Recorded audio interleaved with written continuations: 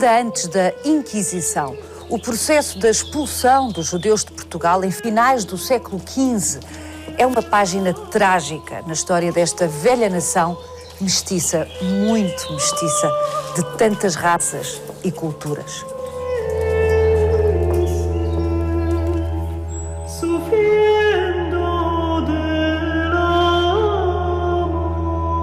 A Sinagoga de Tomar só funcionou durante cerca de 50 anos, mandada construir sob a proteção do infante Dom Henrique. A Sinagoga de Tomar foi liminarmente encerrada em 1496. Vai querer saber mais? Venha connosco nesta visita guiada.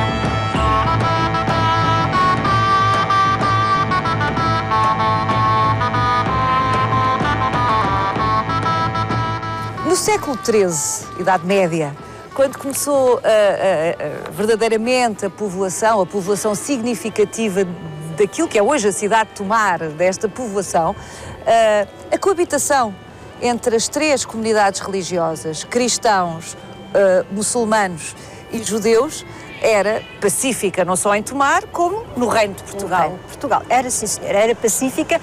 Aliás, nós podemos dizer que Portugal foi o reino onde essa convivência pacífica mais vingou. Se nós pensarmos que os judeus foram expulsos da Inglaterra, que os judeus no século XIV foram expulsos de França, que os primeiros levantamentos contra os judeus ocorreram na Península Ibérica, nomeadamente em Castela e em Aragão, no século XIV, com a peste negra e depois com o fundamentalismo de alguns frades, como o levantamento de Sevilha, que vai levar à conversão forçada de muitos judeus, nós temos que dizer que Portugal aí foi um oásis e talvez por causa disso ele tenha sentido as primeiras migrações de judeus de Navarra, de judeus de Aragão, de judeus de Castela para Portugal propriamente dito, mas dizer que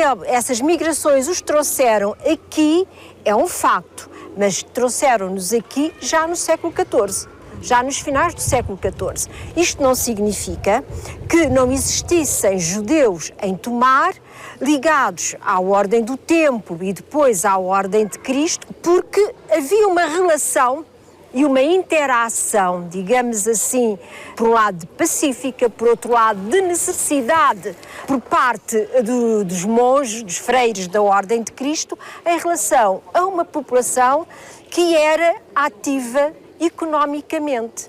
E isso é importante, nós não nos podemos esquecer, e iremos ver quando chegarmos à sinagoga e à rua da sinagoga, quão perto esta entidade está desta zona da cidade.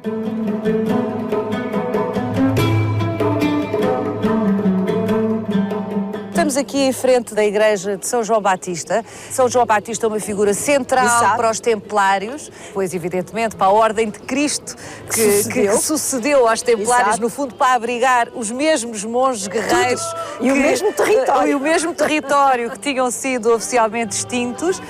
E, é como diz, é muito significativo que esta igreja tão icónica, tão nevrálgica, esteja tão próximo, ou ao contrário, a sinagoga e a Rua da Judiaria tão próxima. Exato.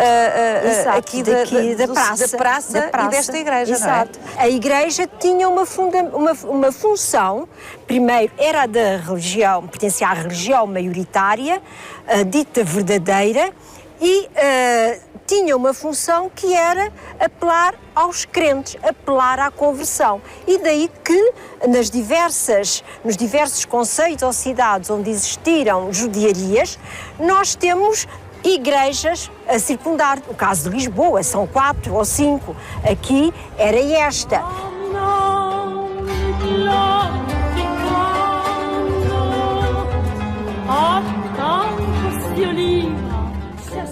Nós olhamos para esta praça e esquecemos que esta praça, muito provavelmente, à semelhança do que existiram noutras cidades, era uma praça de arcadas, onde estaria a sede do concelho, mas onde estava o centro nevrálgico do comércio. Um comércio que era um comércio de venda de textas, mas era também de especiarias, era ourivesaria. Portanto, e quem é que eram esses comerciantes por excelência? Eram os judeus.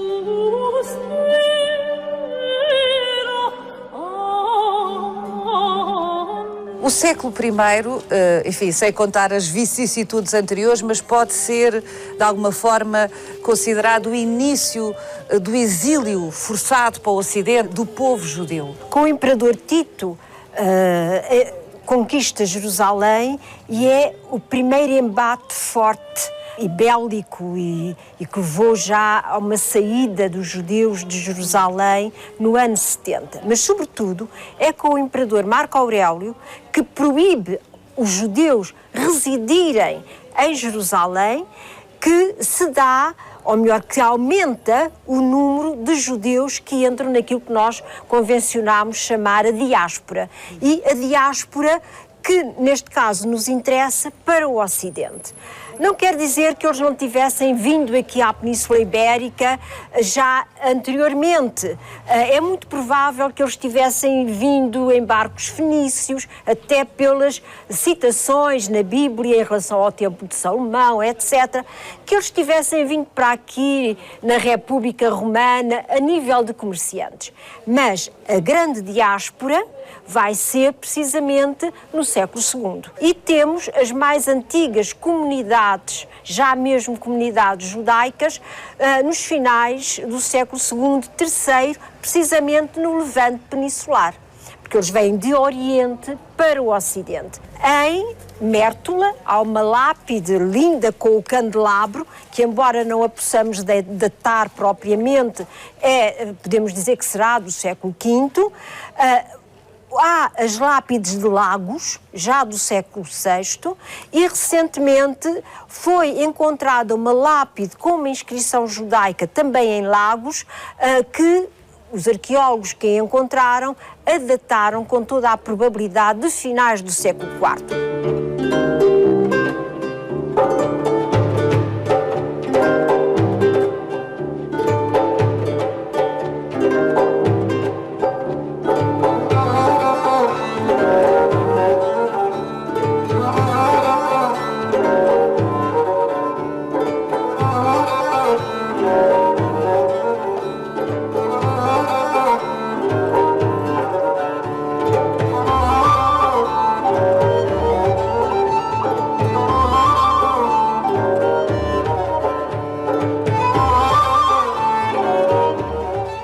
Visigodos, e começou aquilo que nós chamamos as conversões forçadas.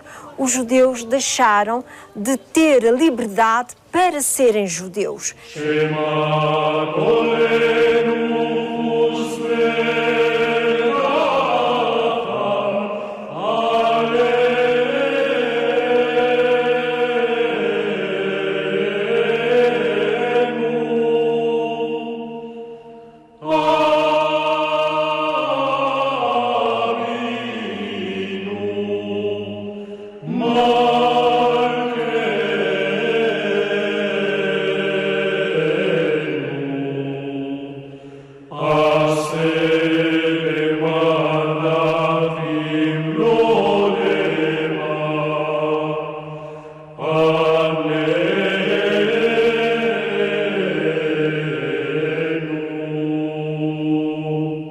Não deixa de ser espantoso pensar que um dos momentos mais solares, esta é a expressão, radiosos, produtivos de coabitação de culturas, foi precisamente sob a égide islâmica na Península Ibérica e concretamente com alguns califatos como o de Córdoba.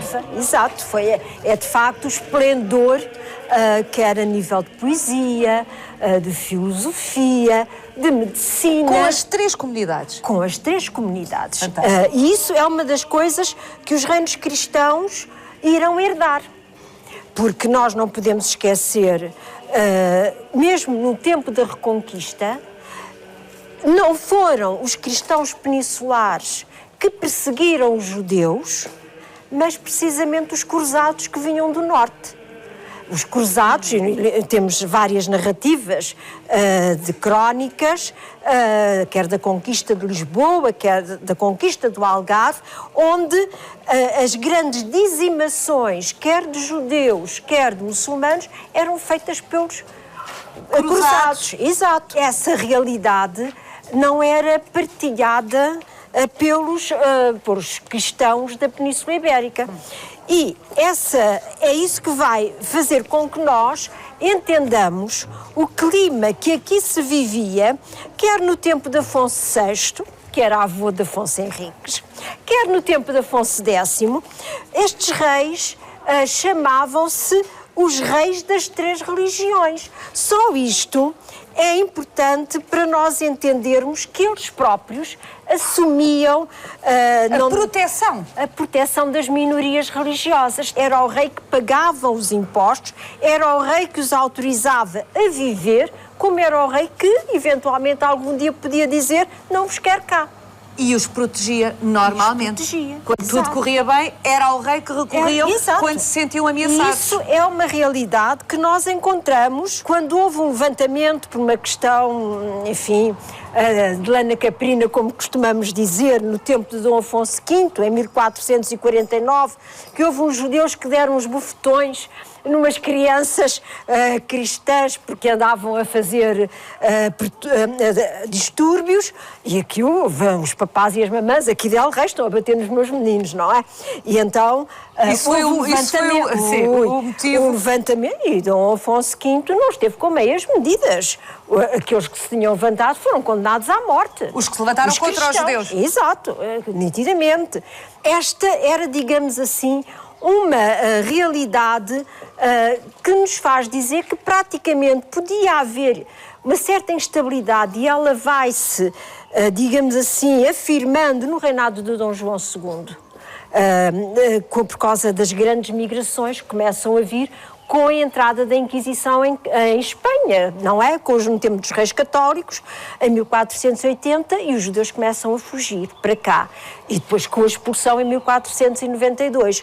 E isto... que criou uma pressão, nomeadamente demográfica. Sim, demográfica. Não é? 100 mil judeus, cerca de 100 mil judeus entraram ou triplicou. Exatamente, a e portanto judaica, isso começou a criar, enfim, basta no nosso tempo recordarmos o que foi, com as devidas diferenças, mas há pontos de contacto, a fase da descolonização em Portugal, quando vieram das ex-colónias, quando vieram as pessoas, essa pressão criou anticorpos na população residente.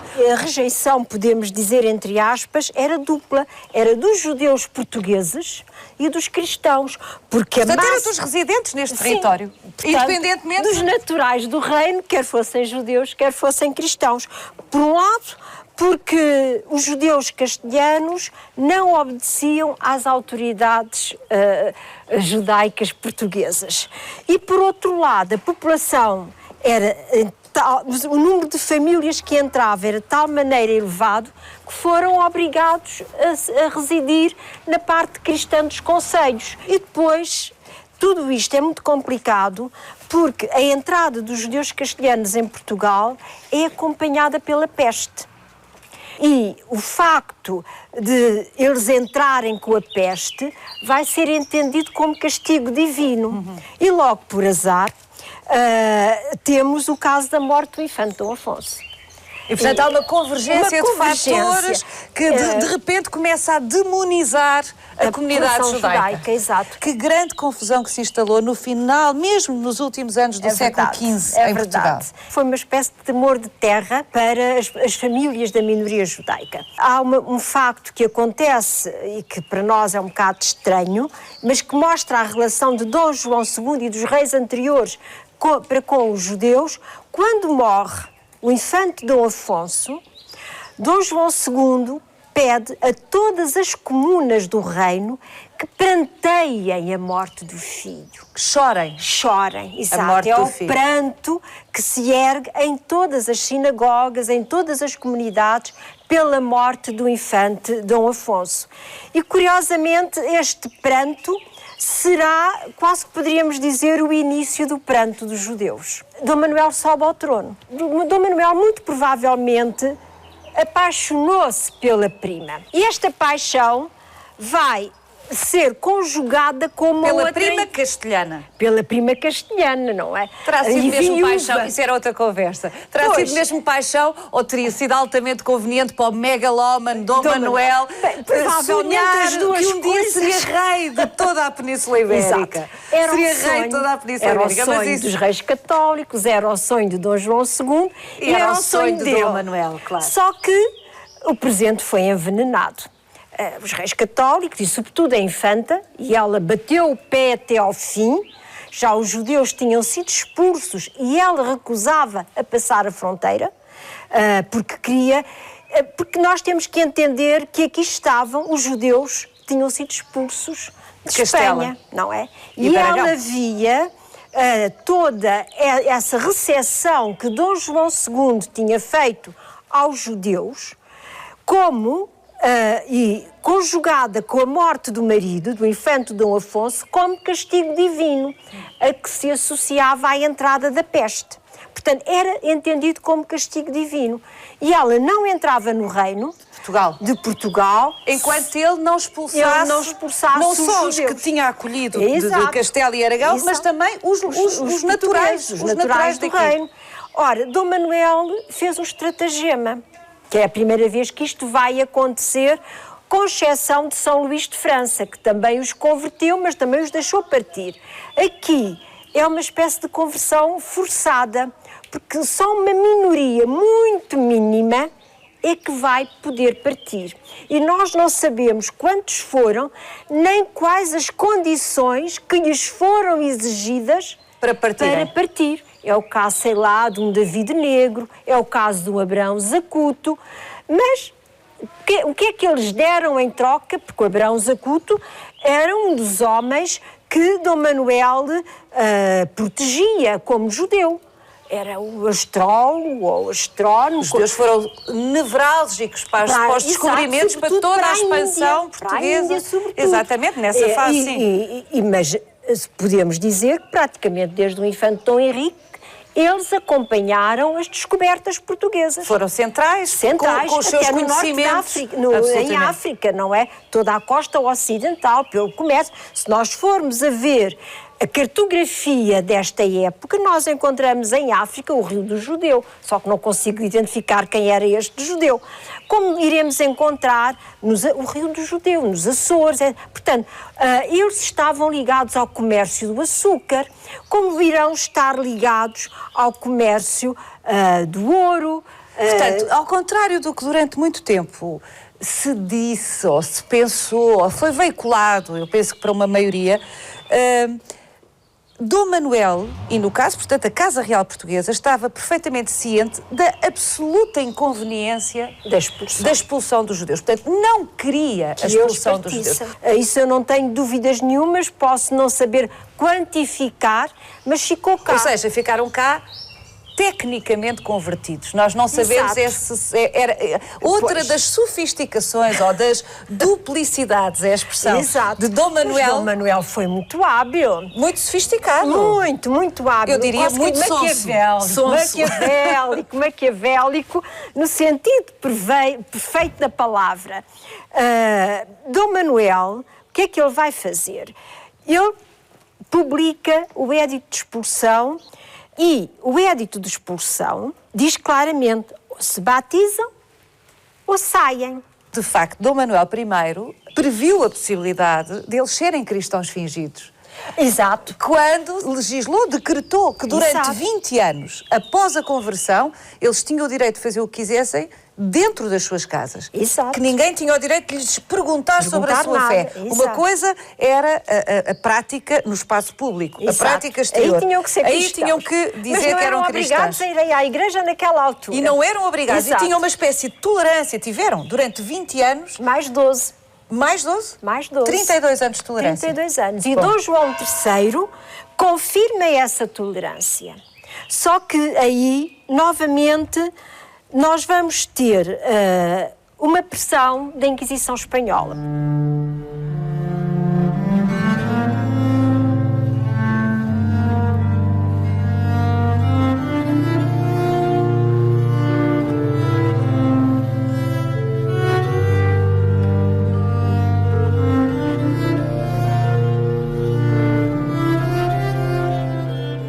Se calhar esta mitologia que existe sobre os portugueses de serem realmente um povo particularmente capaz de integrar e de se integrar, tem mesmo razão de ser. Eu penso que sim.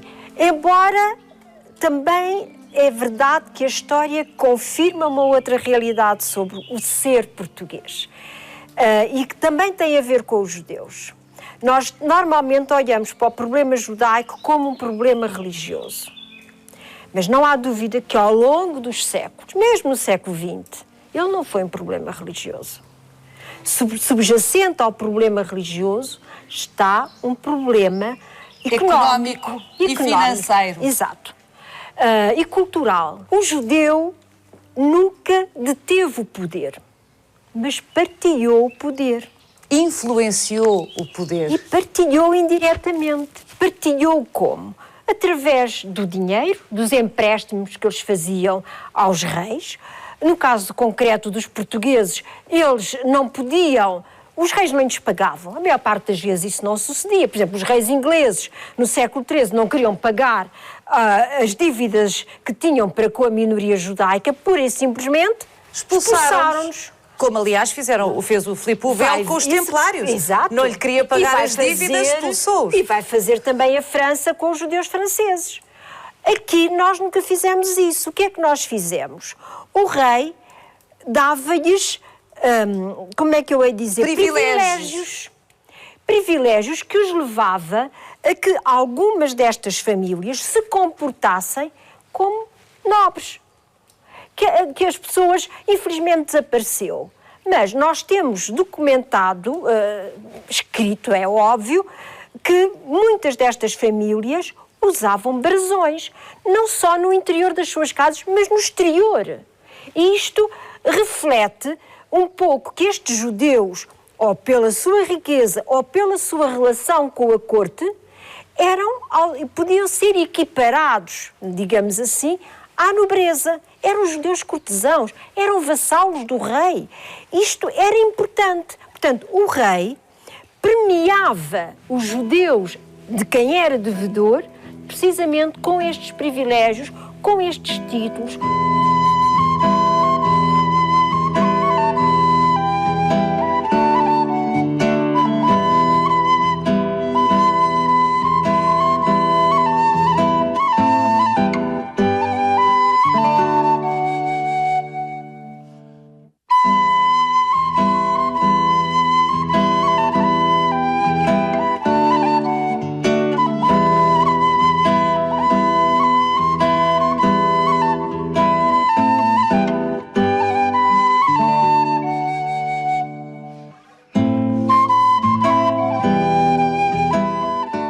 Esta sinagoga é de meados do século XV. Exato. É absolutamente incrível pensarmos que hoje, neste estado de conservação, edificada, portanto, ainda, É uma das mais antigas da Europa. Sobretudo das que sobreviveram. O problema é esse, é pensar que o que foi abatido, o que foi destruído no que diz respeito à comunidade judaica, não é? É verdade, e pensarmos que houve, mesmo aqui em Portugal, sinagogas com um esplendor superior a esta, porque a comunidade era mais Esta é importante. relativamente simples, não é? É muito simples, é de meados do século XV, tem a ver muito com aquela relação que os judeus de Tomar tiveram com a Ordem de Cristo, e nomeadamente com Dom Henrique e mais tarde com Dom Manuel. Infelizmente foi uma casa de oração que viveu, ou que esteve viva durante muito pouco tempo. Ou seja, funcionou como sinagoga... apenas talvez uns 50 anos, 40, 50 anos, se tanto, e que reflete o esplendor também da comunidade judaica de Tomar, porque se nós pensarmos, a maior parte das comunas judaicas tiveram uma casa de habitação transformada em casa de oração, mas não era só casa de oração, porque nós muitas vezes pensamos, a sinagoga é o local onde os judeus se reuniam para rezar. Não é. A sinagoga era um espaço comunitário misto. Era aqui que se desenrolava a Câmara de Variação da Comuna, à semelhança, digamos, isto era a cabeça da comunidade judaica, lato sensu, peço desculpa pela comparação, seria uma espécie de uma Câmara Municipal. Aqui se reunia a Câmara de Variação judaica da Comuna, aqui era a escola, aqui era o tribunal, porque os judeus tinham um direito próprio, regiam-se pelo Talmud, embora o chapéu dessa execução fosse as ordenações gerais do reino. E no cimo estava o rei, a quem eles podiam recorrer em última instância. Mas junto do rei estava alguém que conhecia o Talmud, que conhecia a interpretação da lei, que era o Rabi Mor. O Rabi Mor não era uma entidade religiosa, era o corregedor dos judeus de todo o reino. E por isso ele era um cortesão, ele vivia na corte. De alguma forma, o destino deste edifício é uma espécie de metáfora trágica, evidentemente. Da própria vida dos judeus portugueses. Exatamente. Não é único, mas é uma espécie, não é? Tudo o que aconteceu a este edifício até aos dias de hoje, em que estamos aqui, já com ele já recuperado o suficiente para o reidentificarmos, não é?